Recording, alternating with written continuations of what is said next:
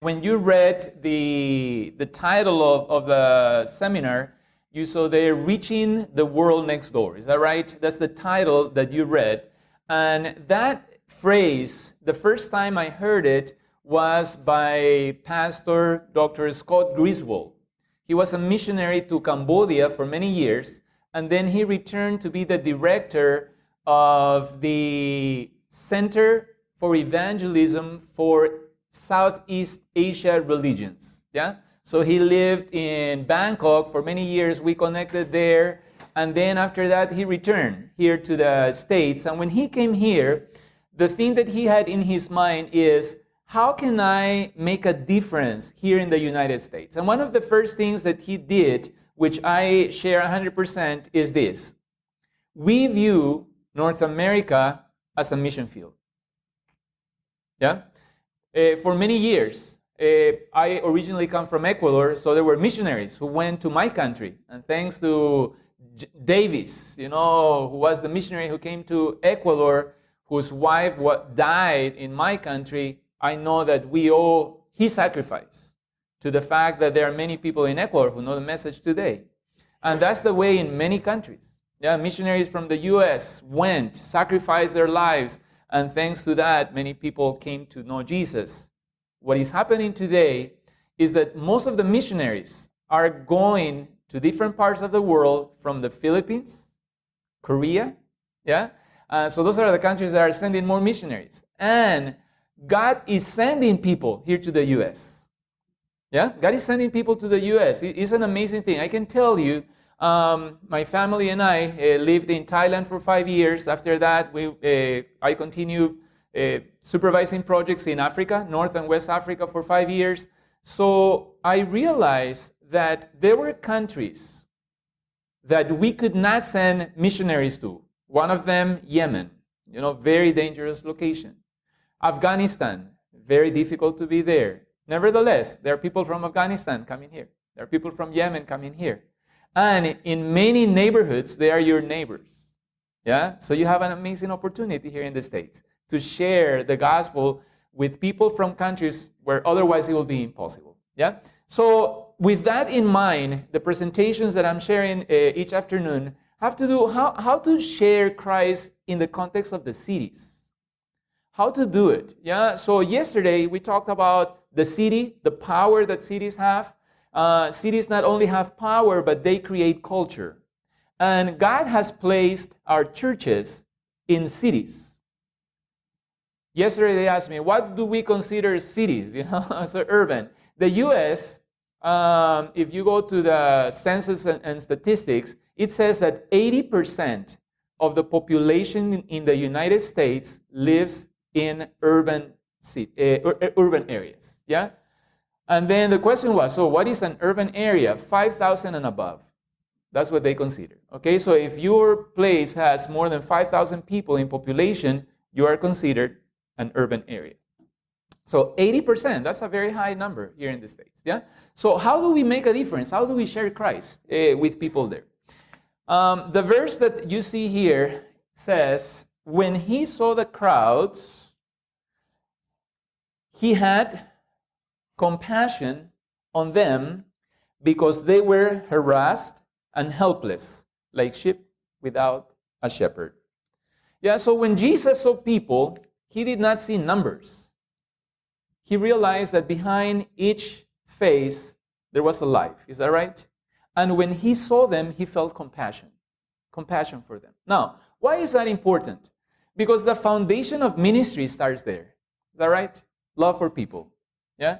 If we are not moved by love for people, it's difficult to do anything, really, So, what I'm going to share now, I want you to understand in a clear context, okay?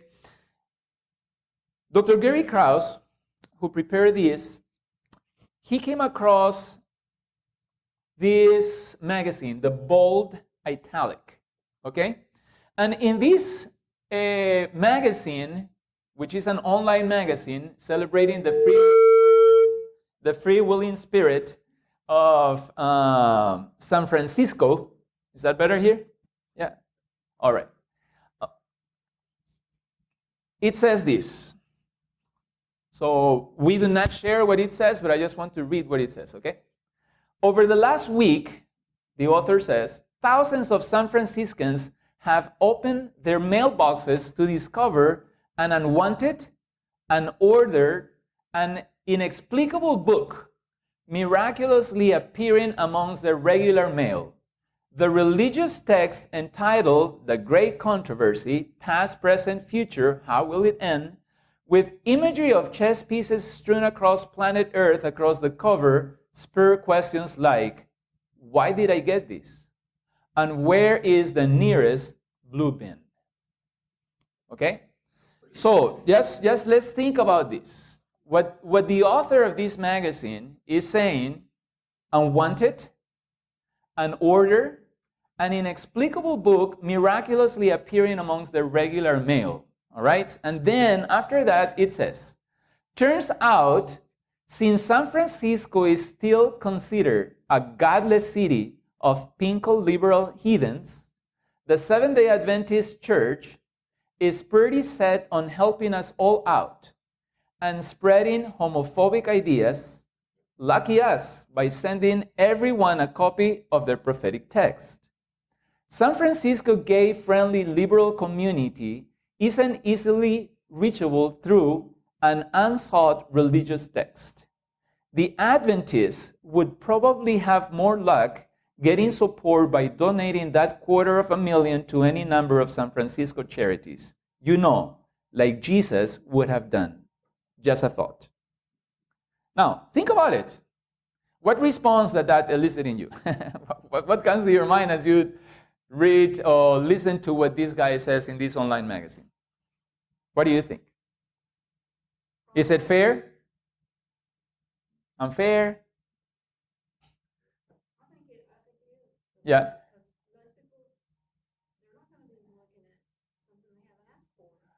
Interesting, isn't it? Yeah, so this is interesting. The first thing that comes to my mind is like, I mean, really, The Great Controversy, I'm not sure it is a homophobic book, so it's a little unfair. But I think the point that you're making and what I would like us to think about is, how do we view the city? Pastor, yes? Well, there was another report, but it was on television here within the Oh, yes. And it was because this community had been flooded with great controversies. They were ending up in the landfill. And so that's what the report was about, all this going into the landfill. Okay, so, please, yeah, please. Just a few people, isn't it? Okay, so that's another way of looking at it. Is that right? If it just reaches a few people, isn't that worth it? Okay, so here I will not enter into the discussion whether it's good or bad, but I just want you to be aware of how people who are not connected to our church perceive the things that we do. Isn't that right? So it's about perception. Are they right? Are they wrong? We will not judge that. But that's the way that people that we're trying to reach in the cities are perceiving us. Please, yes. I was at my library about 3 weeks ago. Yes. Well, I carried the Great Controversy and Blood Track. Yes. And after he helped me, I said thank you and asked him, could I share this book? I said it's about Jesus and the last days of the end. He said prophecy. I said yes, sir. He said great. I will read into that. Excellent. Studying the last days of prophecy. Excellent. Excellent. You know, there is an interesting point here. You are an individual, is that right, who connected with the other individual. You offer what you had, and it just was a great fit. You say, oh yeah, I'm interested. Yeah, is that right? Yeah. So the question that we have to ask ourselves is, how do we view our mission to the cities? Yeah. And today's presentation for me is foundational. Okay. If you miss any others, it's okay. But today, we are going to lay a foundation of what is the core of the mission to the cities. Okay. So the foundation to do mission to the cities starts with what? With compassion. Yeah. When he saw the crowds, he had compassion on them. Matthew 9:36. Why do you think compassion should be the foundation of our ministry to people? They don't care what you know, they know that you care. Exactly. Yeah, so they're interested in to know you as an individual. What else? What do you think? Why compassion is so important in our ministry in the cities and with people?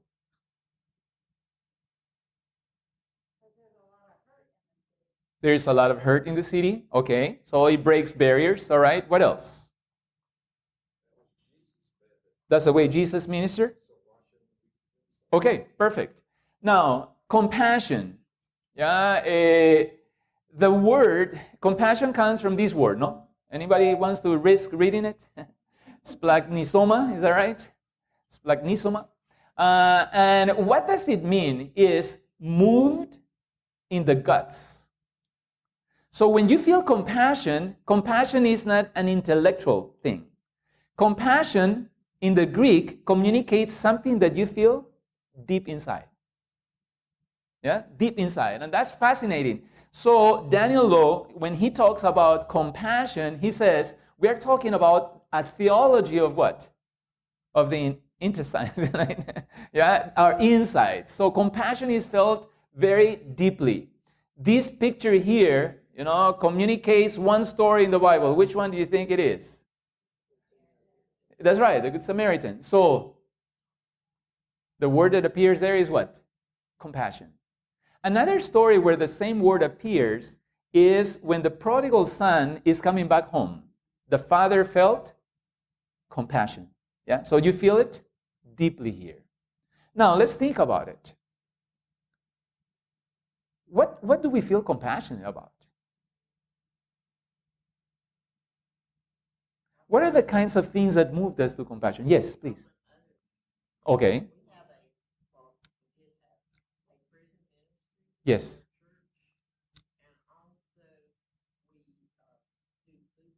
Mm-hmm.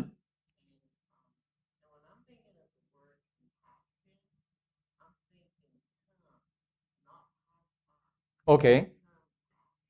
Oh, excellent, excellent. Yeah, that's a very nice way of remembering that. Excellent. So, yesterday we touched a little bit about the story of Jonah, and it is interesting, his story. This graphic, let me see here. I think that, it will not appear. So here you see the leader of the Assyrian kingdom. His wife is here. You see all the people serving there, and there is something in the graphic that is difficult to notice it unless you really pay attention, okay? What do you see there? Can you see it? Anybody distinguish what that is?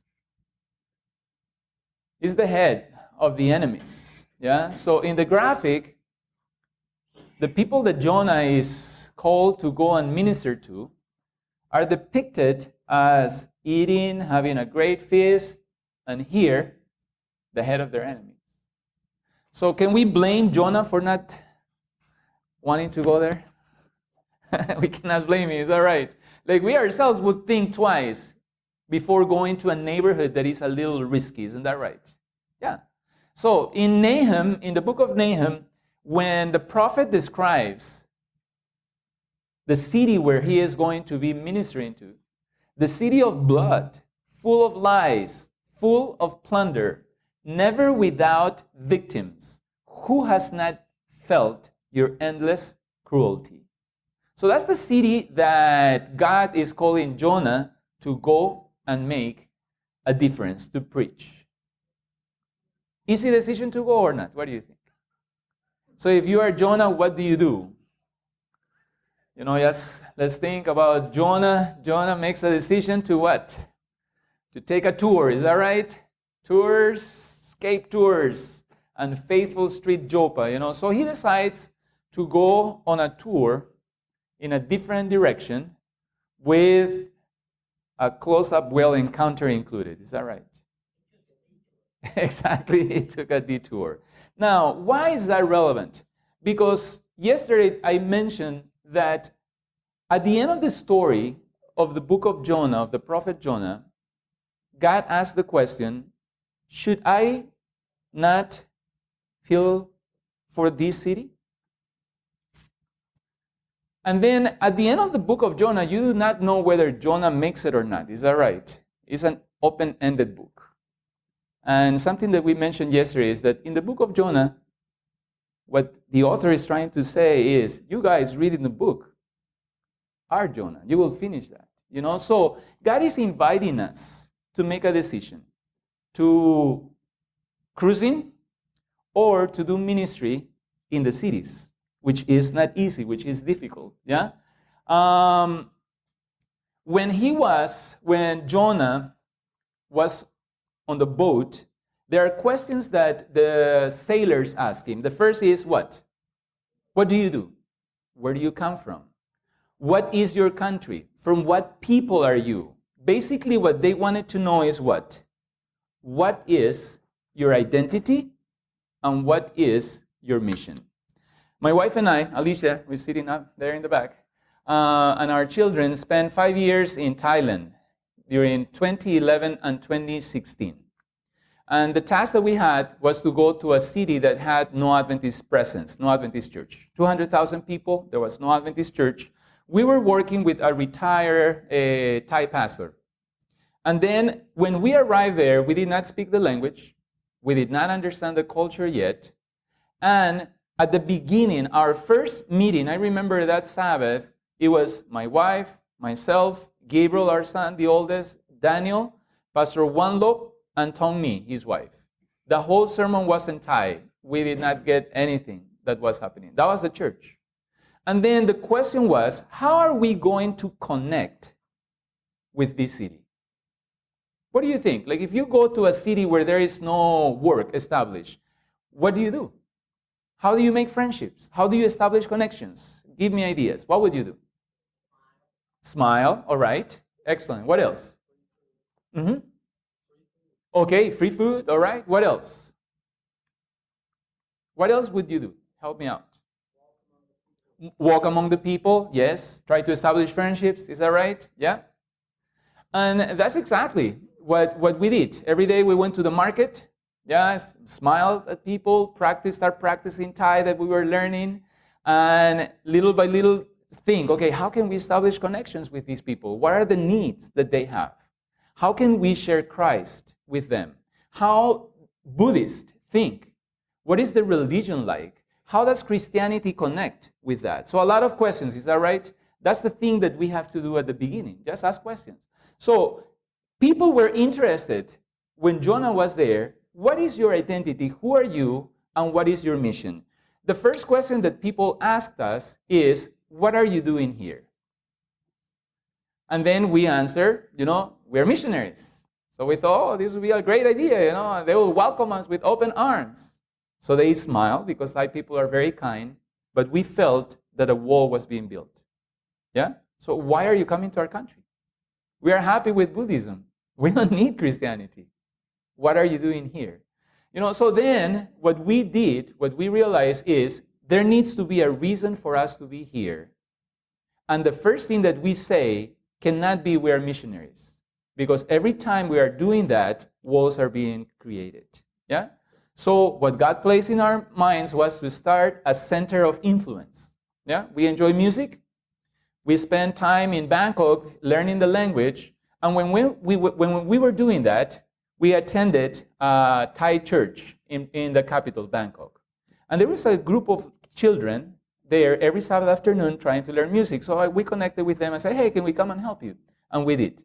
And then for several months, this group of children prepared music. Amazing opportunities open up. So God placed in our hearts, open a music school in the city where you are. And that's what we did. Yeah, I could play the violin a little bit. My wife played the piano.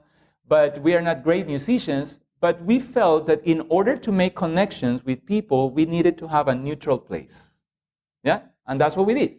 So it was interesting because then when people asked us, what are you doing here? What is your identity? We said, oh, we have a music school. People say, oh, really? Can we send our children there? Yeah? So instead of creating walls, we built bridges. Yeah? So why is this relevant for our conversation today? Question for you. How is your church building bridges with your community? Yeah? Because many times what we are doing, which is great, is hold evangelistic meetings. Isn't that right? And it's good. It's perfectly fine. But if that's all that we are doing, it is difficult for people to come who are not connected or do not have friendships with us. We needed to develop friendships to build bridges. Yeah? And that worked very well. So the question for me and something for you to think about in your churches is, how is your church building bridges with the community? Yes, please. We have a yard sale. Yes. It's really for a church store, which is their church too. And of course, we advertise, and people come, and we have free literature, free books, and talk with them. They get to know us, we get to know them. Excellent. And then they want to know about the church store, the church. And So that's a way in which you're building bridges. Wonderful. Anybody else? How else are you building bridges? Yes, please. Well, our church has two ministries. Okay. Which works very well. One's God's Closet, which Excellent. Yes. very close to the Mm-hmm. community. The other is we have a thrift store, which we don't mix up the thrift store, and it's very regional. And that literature. Excellent. People come. Free food for them as well. Excellent. Excellent. So people come there, make friendships, you have connections. Excellent. I feel that our churches need to, yesterday something that we said, is we need to study our context. We need to study the needs of our community, the gifts that we have in our church, and use that to make connections with that. Yeah? So Jonah, that's the same question that was asked to him. Who are you and what is your mission? And the verse that we read said, should I not be concerned about that great city? Yeah, it's the same word. Yeah, akos. No? Should I not feel compassion, pity? There is a theologian that made a comparison between Jonah the prophet and another Jonah, son of Jonah. Remember who it is? Peter, is that right? Yeah, Bar Jonah, is that right? So they made a comparison because their ministries are kind of similar. Let me share that with you. Yes, there. Dr. Robert Wall is the one who developed this. So Jonah and Peter were called to go where? Where is the city? Yeah. And then Jonah went to the Gentiles. Peter went to the Gentiles. Jonah had a mission to Nineveh, whereas Peter had a mission to Caesarea. Jonah protested, and he had to take the fish there. And who were the ones who protested in the case of Peter? He himself, I should not go there. No? Same thing. How does God intervene in the story of Jonah, the storm and the fish? How does God intervene in the story of Peter, the vision of the unclean food? Yeah? God tells Jonah to arise and go. And in the case of Peter, God tells Peter to arise and go. Gentiles believe and are forgiven. In the case of Peter, Gentiles believe and are forgiven. Hostile reaction, Jonah himself. Hostile reaction in the case of Peter, the circumcised believers. Should I not be concerned about that great city, is what God says. And in the case of Peter, God gave Gentiles the same spiritual gifts. Now, today, we, in the same way as Peter and Jonah, stand in our own Joppa. Is that right? And we are called to go to our Nineveh. So where is the place that God is calling you to go and minister? Think a little bit, think about that, as we continue with our presentation. When we think about the early Christian church and the cities, it is very interesting what the leaders said during that time, okay? It was principally in the cities of the Roman world that Paul preached the gospel, organized congregations, and confronted authorities, principalities, and powers. What cities are those? Corinth, Ephesus, Philippi, Athens, and Rome. As Seventh-day Adventists, something that we need to think about is this. I mentioned it yesterday, and I want to do it within the context today as well. As Seventh-day Adventists, we prefer to live in the country. Is that right or not? Yeah, and there is a lot of counsel from Ellen G. White about living in the country. But at the same time, there is a lot of advice from her that calls us who is going to minister the cities, who is going to come and do that. So we need to keep that in a healthy tension. John the Baptist is a great example. You remember? He lived outside, but he went to minister in the cities. So something that I am aware of, and I see, and when I visit churches, I try to remind members, there are over 2 billion people still who are classified as unreached. That means that they need somebody to go there to share the gospel with them. Otherwise, they are not in proximity to any Christians. Yeah? And I believe that in the cities here in North America, every day, more and more people need to hear, and they have no knowledge of Christianity. Yeah? You would just say, oh, that's difficult to understand. I'm telling you, yeah, there are many people who are growing up with no understanding of the Bible and no knowledge of Jesus. I was in a presentation recently where Dr. Michael Campbell at the North American Division said, the largest religious group that is growing in North America is Buddhism. Yeah? Buddhism. So we have a large number of Buddhists today here in North America. And then how do we reach them?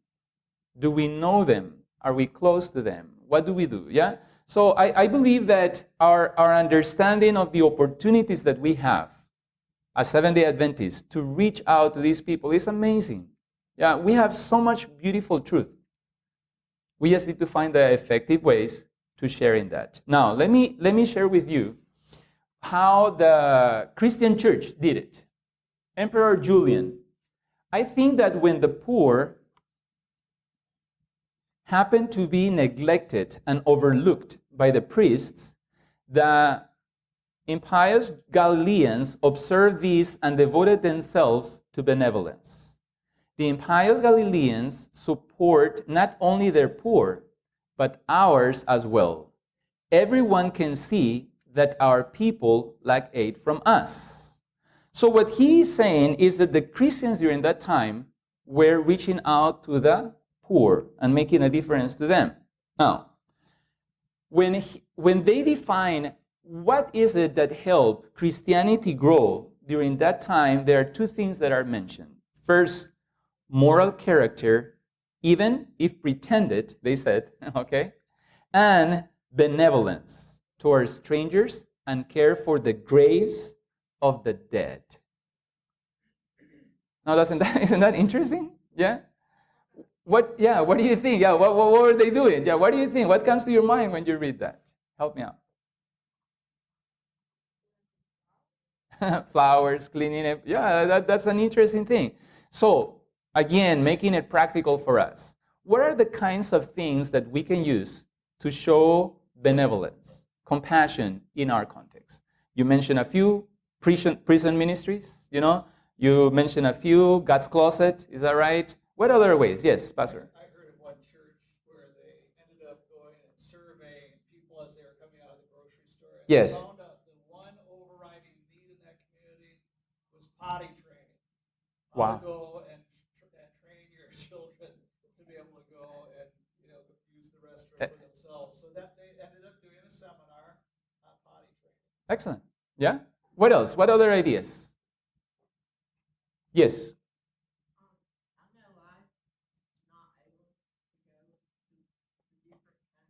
Yes.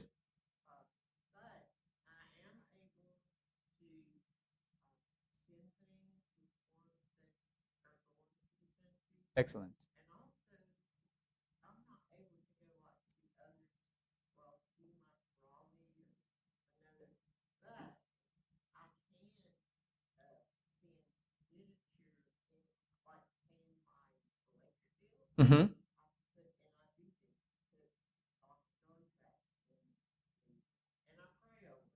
Beautiful. I don't know. I can plant the seed. Excellent. Excellent. Thank you so much. Yes, please. We went to the Kentney last year at the conference. Mm-hmm. They he had a church in Canada. Canada, that's right. Yes. Uh-huh. And he shared a lot of things that they had done. They had to build onto their church Exactly. in order to accommodate all the different outreaches that they had. One of them was providing oil changes to the single women in the community. Yes. And while they were having their oil change, they provide daycare for the children. Excellent. Have a movie, give them snacks, whatever, food. And then another thing, and they even did that while we were there, was go out in the community and if you saw somebody's grass was too high, Mhm. stop in and say, let us mow your grass for you. Yes. Free. Different things like that. There's more. But that's Yeah. just something Excellent. else. Excellent. I think every year also they did home remake or something like that. Is right? One or two. Yes, extreme home. Yeah, and that was amazing. All the members came one day, transform a home for somebody. It's just amazing. There are so many opportunities. Alicia, yes. Uh-huh. Oh, okay. Exactly. There are so many opportunities. It's just finding the gifts that you have in your church and the needs that the community has. So when you meet both of them, that's amazing. Christianity served as a revitalization movement that arose in response to the misery, chaos, fear, and brutality of life in the urban Greco-Roman world. So the foundation of ministry in the cities is compassion. Yeah? So the second element to have an effective ministry in the cities is what? Incarnation. So in this one, incarnation, the verse that we have there is, the Word became flesh and dwelt among us. So why do you think, and let's think a little bit about this, why do you think Jesus needed to incarnate himself? Was he not able to do something else to communicate who the Father was? Why incarnation? Okay, come to the level of the people. Yes, perfect. Anybody else? Yes? So they could Relate. that, He's like us. Yes. So, now, yes, Pastor Don. In the Old Testament, in other Mhm. words, he tabernacled with his people. Exactly. He wants to have a relationship with us. Yeah. So, let's think about this. Question for us. Is our church incarnational or incarnating, in our communities? Are our churches like that? What do you think?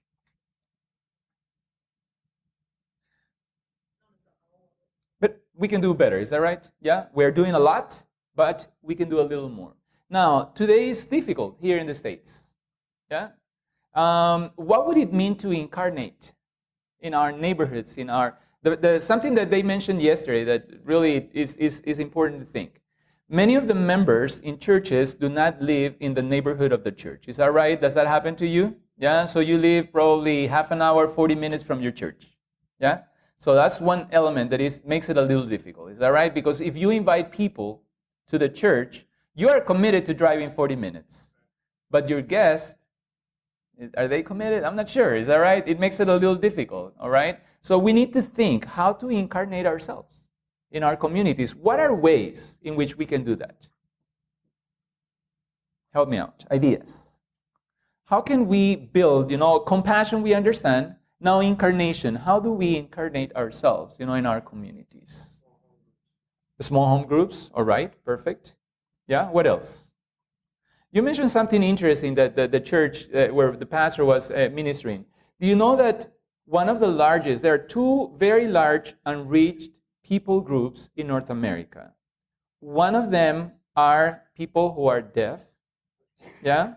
And the other one that we could do a lot more is single mothers. There's a lot of needs with single mothers. And if our churches had, days where the children could be brought and they could have programs for them so that the mothers could just take a deep breath, that would be amazing. And that could be providing a presence, in our communities. What other ways? Help me. Think about it. What other ways in which we can be present in our communities? Yes, please. Food bank, excellent. Yeah. We live in Canapolis near Charlotte, and the Spanish church there, the Central Spanish church there, serves over 200 vehicles every Tuesday and Wednesday, making connections. And it is interesting, I met people from a Myanmar International Church and from a Mizo group. So now not only people who are Spanish speaking, but English speaking, and then people who are from Myanmar or the Mizo group from India and Burma, they are also benefiting from that. And they are being able to help a lot of people in the community. So that's another way. Yes? And just to give you often you see those great examples, it's like, wow, and how that started several years ago was one deaconess in the church with a pickup truck who would go and paint to get stuff from the Harvest Food Bank in Charlotte and bring it to the church and prepare for people. Fast forward a few years, now they bring semi-trucks there and it's free and they're delivering. They're one of the listed places to go during COVID. And if you get sick or something, they direct you there as one of the places. And they service eyewitnesses. I've been there once. It was probably more than 200 people for a year, every Tuesday and Wednesday. Yeah, so that's a great way. Excellent. Yes, Pastor Don. Yeah, so you don't have to start huge. You can start very small. Yeah, thank you, Alicia. I think one of the sobering questions that I've heard over the years is if your church had to close, Yes, anyone gets healed. that's right. Yep, that's right. Something else about Yes. something like that is people that I've worked with and encounter in the city. I say, we're having some meeting that's like a family meeting there at that church. So I said, it's the church that has the food bank on Harris Boulevard, and almost everybody knows where that is. Yeah. So it's a great way to have your branding out there. Excellent. Thank you. Thank you, Alicia. Yes. I think another thing, and I know we tried to do this before, and I know other people that have worked on this in Mhm. their churches now, that is a good connecting tool, and that is someone, a group to help people who are going through grief or Yes. separation and divorce. Excellent. Because I think if you offered that, you get a lot of people. Yes, yes. That's a great point you are making. Anxiety, grief, depression, those are problems that we see everywhere. A lot of young people are having mental issues. Yeah, I mean, I see in our churches 14 through 18 years of old, a lot of young people are going through anxiety, stress, depression. If our churches offer those kinds of things to help them, that would be an amazing blessing. And that would be, again, building bridges with our communities in the needs that they have. Yes, please. Also, health fairs. Yes. Really help with the community. And that's an area where you can really witness. Yes. You have those, and you can piggyback on that, like, say, they come to the health fair, then maybe the next week there'd be one of those seminars about some issue that Excellent. is relevant. Yeah, and I would say, that the next step to that would be to start a small group with people who want to continue with that. Yeah? So that way you're just inviting the community, making that first connection, then extending that, and then making it a little closer as a small group. Yes, excellent. Yes, please, my friend. Yes. Sometime like 2 years ago, my wife was invited for they had a book house, Mm-hmm. another church, Mm-hmm. a Sunday church. She went there, read the program, she met friends, and eventually one of the friends became, like, was in our neighborhood, became interested about the church. Now she comes to the Excellent. she went to that. So I'm asking, is it okay? Sometimes you can visit the church. Yes. Get Please, yes, that's an excellent thing. What he is saying is sometimes his wife went to another church, to another event, to another activity, and then made connections there, and then somebody from the group that he met there was interested to come to her church. So I think we need to go out more because now we expect everybody to come to us. Is that right? So we need to go out more. Please, and then you. Yeah. Also, our church every year invites some community leaders into the church. We have a special recognition, Excellent. like our firemen, our Mhm. police, that kind of things. We specifically invite and have a Sabbath in recognition of their service. Excellent. Please. Yeah, please. Uh-huh. We do a thing called Friendly Tuesday at our church. We invite people, other churches to come and like we'll go to our church for one meal, Mhm. then the next month it'd be at another, we'll go to that church. Oh, that's excellent. Uh-huh. But you start getting to know people in the community, and of course, they're all Christians to start with, because they're church. Yes. But they talk over that. Excellent. Churches like that, they let you. So the barriers come down. Is that right? Yeah. Excellent. Excellent. I heard the little dog, and I'll tell you a story about that. Okay. In a country, they had young people go and spend 1 year in mission. 1 year in mission. That's the name of the program. And these young people went to this neighborhood, upper middle class neighborhood, very difficult to do anything, to get Bible studies. But they realized that a lot of the people in the neighborhood had dogs. So they prayed about it and said, hey, God, what can we do? So they said, okay, let's start a business of walking the dogs. So they started doing that, and that was the way in which they entered into the homes, made friends with the neighborhoods, and started Bible studies as a result of that. So your dog can also be an instrument for mission, okay? Yeah, let's go a little forward. Our time goes by fast, and I want to show you a lot of things that are a little more practical, okay? There is no better way to understand a neighborhood than to live in it. And there is no better way to become accepted in a neighborhood than to become part of it. Yeah? So, we need to be part of the life of our neighborhood. But again, the complexity that I hear and the challenges that I have heard are related to we do not live close to our church. You know what? At least you can visit the people in your neighborhood and connect to the neighborhood in which you live, just to make connections and to be part of that so that you know what is taking place there. There are neighborhoods where they they have like a market every Tuesday or every Wednesday. Let's be part of that if we can. Yes, let's participate in everything that we can within our neighborhood so that we can be relevant in that location. The Savior mingled among men as one who desired their good. This is something that I want you to read carefully with me, okay? During the course of one's life, Eileen Barker from London School of Economics says this. During the course of one's life, one can be born in an Adventist hospital, educated in Adventist schools from kindergarten to university, buy Adventist food, enjoy Adventist media, work in Adventist institutions, live in an Adventist community or in Adventist communities, and die in an Adventist retirement center. What is that saying? Our circle is very small. Yeah, and we are so blessed because we have so much that if we are not careful, we can live within that circle all of our lives. Exactly. Yeah.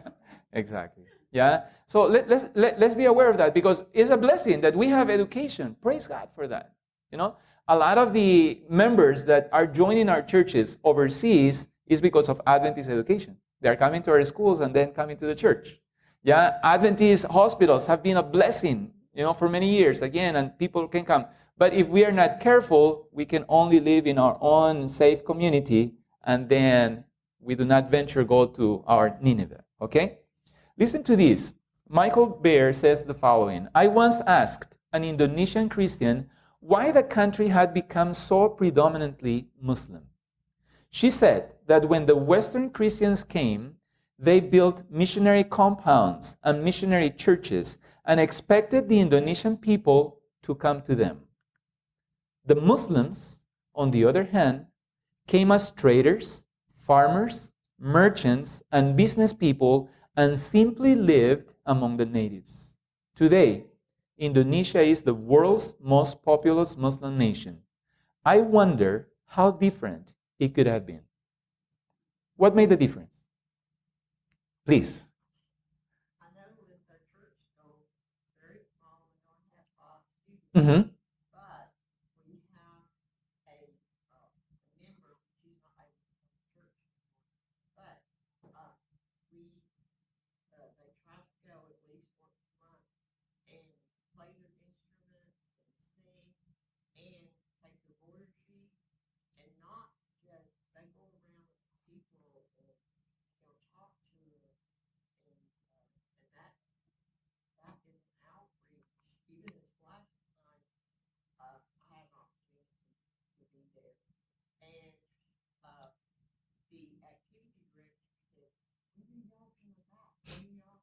Oh, they're missing you already. That's beautiful. Yeah, that's what we're talking about. Exactly. Please.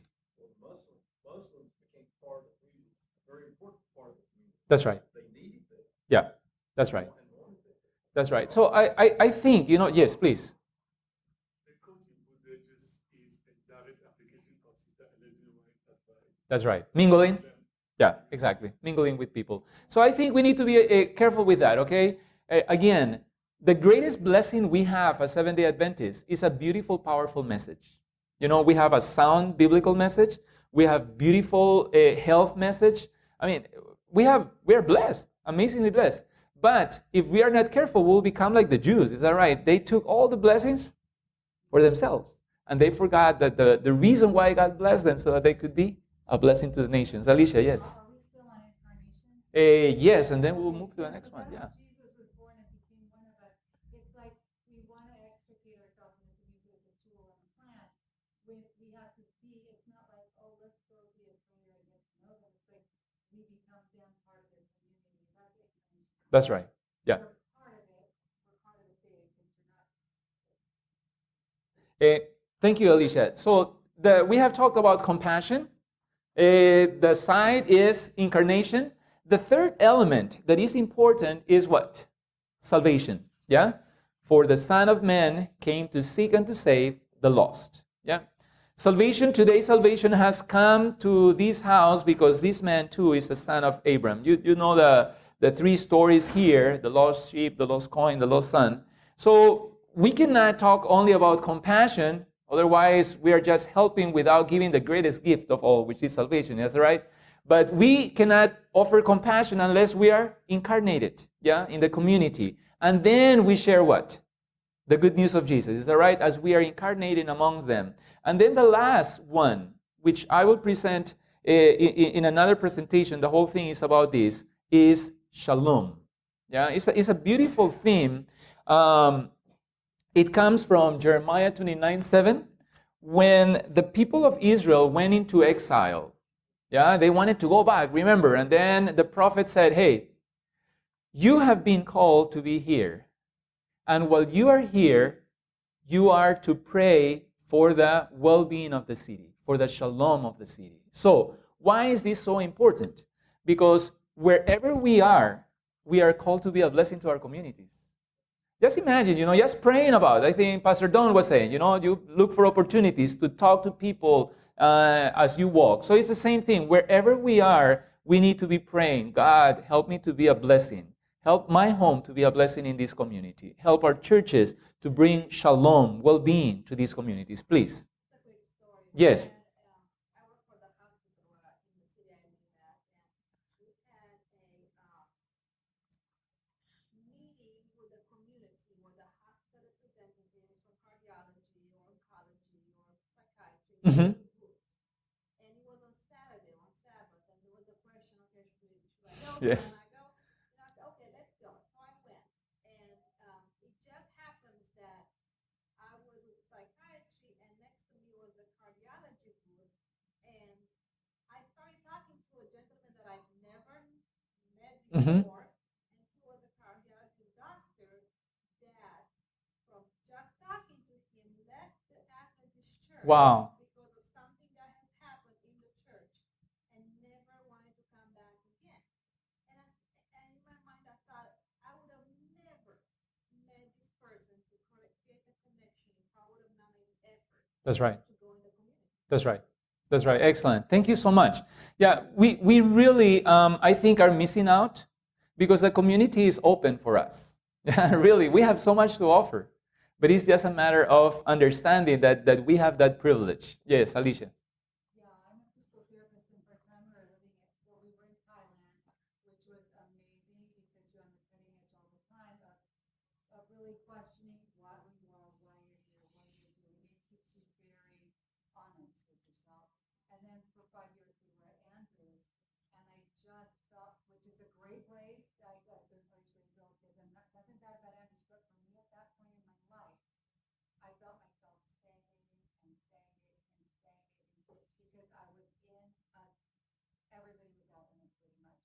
And the people who weren't Adventist knew all about Adventist, but they were like, incarnate into our community. I But as soon as we came to Carolina, my experience and working with people and being part of their lives and they're part of my lives, and there's a few Adventists sprinkled here and there, and then a church on Sabbath. It has just brought so much life, and it just keeps you honest. It keeps you missional because you're constantly with people who don't know who you are and why you are how you are, and over time they figure out they have questions, So it's a gift to us to be in the community. To keep That's right. ourselves honest. There's a lot we can learn. Thank you. So the foundation of the ministry in the cities is compassion, incarnation, salvation, and shalom. I now want to go through all of these because there's so much stuff here that I could share, but I want to go to the more practical things, okay? Here, urban centers of influence. In the U.S., and around the world, really, the global mission, the Center for Global Mission in our General Conference, they are sponsoring, helping churches to start centers of influence, yeah? And now they call them urban centers of influence. They want to do it especially in cities that are 1 million people and beyond that. And sometimes they help cities that are a little smaller than that. But I'll share some of the ideas of what people are doing, okay? 1902, sanitarium in Australia, that had that. So even from our very beginnings, there were sanitariums. Health has been used in a lot. Argentina, Luján, yeah, they had a simple place there where they studied the needs of their community and they started a center of influence. Yeah, Proyecto Nuevo Tiempo, they collaborated with the radio station and then they used the New Start or Creation, either one, And in Spanish it's called Adelante. So water, all the remedies, the natural remedies, nutrition and exercise, all of that. So they used that in the community to help. And by doing that, they were able to connect with a lot of people. Then they found that in Argentina, where they were, people were interested in languages. So they started offering what? Natural remedies, computing classes, exercise, healthful cooking, English, Portuguese, pilot, exercise program, first aids, basketball, early stimulation for kids, arts, and crafts. So as you can see, simple things. But a lot of people from the community connected with that. Let me tell you this. One of the challenges that we have, I think, is that we want to start with spiritual things. Is that right? Now, that's the greatest gift we can give. Do not misunderstand me. That's what we finally want to give. Is that right? But many people are not ready for that at the beginning. Okay? So we need to connect in the other areas. I listened to a podcast where Kerry Newhoff, I don't know if any of you listened to a podcast with him, excellent pastor and leader, very interesting conversations. He was interviewing an atheist, very successful atheist, all right? And this is what the atheist said. He was saying at the end, churches are a blessing for the community. He said, when I was young, I went to a Latter-day Saints church to play basketball. And they welcomed me. They loved me into their community. I truly enjoyed my time there. I believe that the community, society would lose a lot if it were not for churches. He's a guy who doesn't believe in God, okay? And he looks at it from a very practical perspective, all right? So our churches have a lot to give. This is Argentina. This is what this girl said. I wasn't looking for anything, but I found everything. Yeah? That's a center of influence, all right? Connecting with people where they need. Santiago, Chile. This guy is a philosophy professor, nothing to do with God. He went to a center of influence where they were teaching music, and he wanted to learn violin, to play the violin. After classes with violin, he learned about God, gave his life to Jesus. Now he's a Seventh-day Adventist, all right? He connected. I'm summarizing, a long time. It doesn't happen overnight, but friendships, connections, yeah, with things that people are looking for. Same thing. This girl there, I don't know if you can see in her sweater, OYM, 1 year in mission. Yeah, young people in several countries in Latin America spend 1 year in mission. So there are professionals who say, hey, this year I want to give it to God. And they go to different countries or their own countries to serve. And their lives are changed, and God uses them to change other people's lives. Yeah? Allentown, is that in Pennsylvania? All right, so look what happens there. The same thing. Simplicity is called this. Free day, English as a second language, kids church, job search, healthy choices, Bible study, another center of influence. Simplicity, healthy, whole. Yeah, that's the place. Everybody is having fun there. Another location that used to exist, I just checked before I presented this. I don't want to lie to you. This business was successful for several years. 1 year ago, they closed. All right, but I still want to share with you what they were able to do, okay? Vegetarian Hub restaurant, healthy and bright, amazing connection with the community, another center of influence, for a long time, very high ratings of the way they connected. So not only did they serve as a restaurant, but then at night, they would open for cooking classes, Bible studies. The same is happening in a center of influence near Maryland. What is the city, Alicia? Do you remember?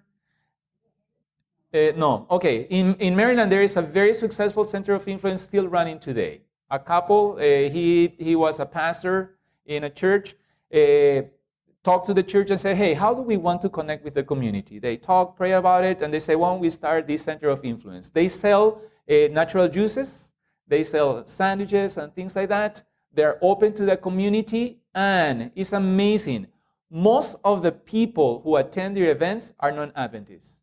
Yeah? They open up, if you want to learn about prophecy, here, there are people who are coming. Yeah? So they are connecting with the life of the city, but at the same time, they are offering what we are about, sharing Christ as well. So this is another way. Denmark, in Copenhagen, the capital, these three ladies are doing what you talked about. What do you think? It's a second-hand, yeah, exactly, God's closet kind of concept. Same thing. And what they said is, people who have beautiful clothes are happy to donate it to them, knowing that people who need it will use them. Yeah, and they have been so successful that instead of having only one location, now they have three. Yeah. So there are many ways. New Zealand, yeah, another way of doing that. Another restaurant there, you can see, yeah. And here they offer also a store, yeah. So they sell food. In Germany, this is very interesting. They created a location where conversations could be done. So they choose a topic. Different evenings, they have open conversations. People come in from different approaches and religions come, discuss. They also have food, and successful, very nice. Once a year, they offer to this group of people who are not Adventists a mission trip to go and make a difference in another country. And people who are not Adventists go and join. Yeah. So as you can see, so many options. Korea, same thing. Yeah, a cafe there. It's interesting that in Korea, they have an assistance center for foreigners. If you can read that, I think there is Chinese and then there is also Vietnamese there. So what they are doing is they are trying to reach the foreigners that they have there in order to help them connect with the life of Korea. So they're teaching them Korean to all of these people. Yeah, so things that we can do here as well. Brazil, they have the same thing, life and health. You can see that there. In Mexico, they have Centros de Influencia, the same thing. And this is an interesting one in Hanoi, yeah, in Vietnam. Vietnam, you cannot preach openly, but if you are making a difference for your community, you can be present there. So they started a center of influence that serves there. Now, I want to, we have to finish in a few minutes, so I want to show you something. So yes,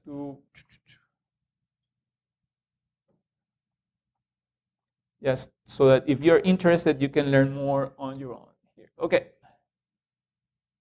This place. This is the site for missiontothecities.org. Okay? This is from the General Conference.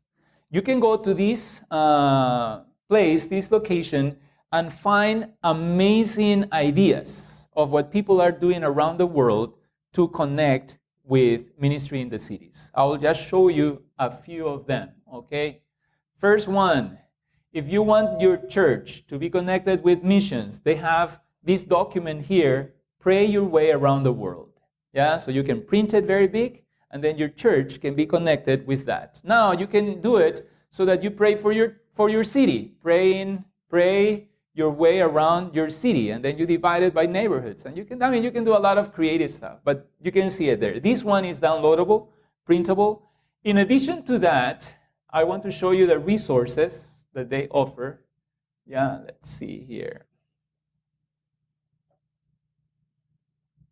Adventist Possibility Ministries. Ministering to the needs in the city means getting practical. Adventist Possibility Ministries offers tools that can be used to start and grow ministries to and through those with different abilities. The blind, the deaf, mental health and wellness, physical mobility, health and wellness, orphans and vulnerable children, caregivers, bereavement for spousal loss. I think you were mentioning that. Is that grief? Is that right?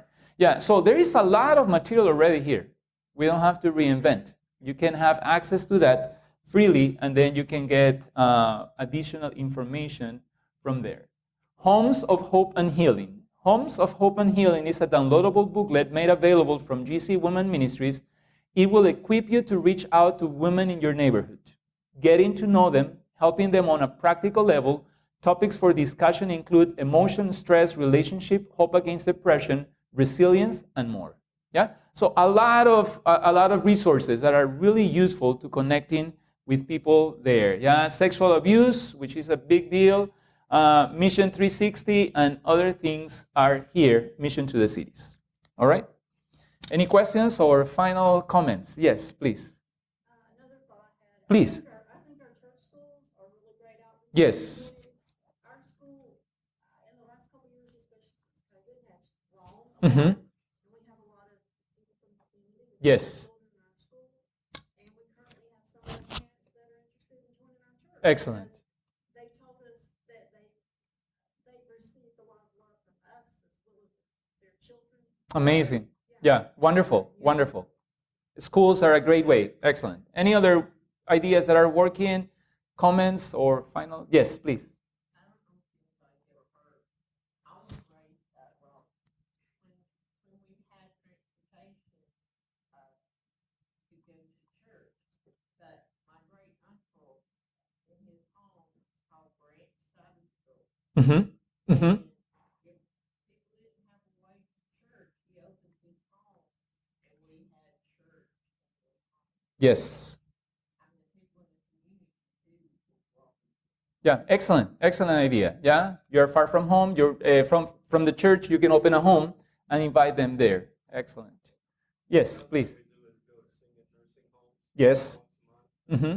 They're welcome and happy to have people come and sing to them and then talk to them. Excellent. Excellent. Any other ideas? I mentioned yesterday, you're blessed. I don't know where in the Carolinas you live, but here you have beautiful mountains, places. I mean, young people like to hike. Families enjoy hiking. If in the afternoon, Sabbath afternoon, you would invite people to go as families, you would have some short questions at the end or singing or something like that would be another way of connecting, with people in your community. But just continue praying that God will use you. Yeah, and just remember, build a strong foundation for ministry in the cities. Compassion, incarnation, salvation, and shalom. May God bless you. Thank you so much for spending this afternoon here while we finish with a word of prayer. Do you have any prayer requests that we could pray for? Yes. There's this lady that used to go to my church. Her name is Gigi. Mm-hmm. And yes, today is Tuesday, right? Mm-hmm. Okay. Yesterday, her son got shot. Oh, no. Oh, no. So we'll pray for Vicky. His name is Stephen. Okay, Vicky. Perfect. Anybody else? Yes. For the lost and for the peace. Yes, yes. Anybody else? Let's continue to pray for safety for everyone coming that can't make it, that others would see, this is my prayer, that others would see Jesus in me, not myself. Amen. Amen. Yes. I have children not in the Yes, yes, yes, yes. Alicia, do you mind closing with prayer? I'll ask my wife to close us with prayer. Yeah. Dear Heavenly Father, thank you because on a beautiful day when people could be working or on vacation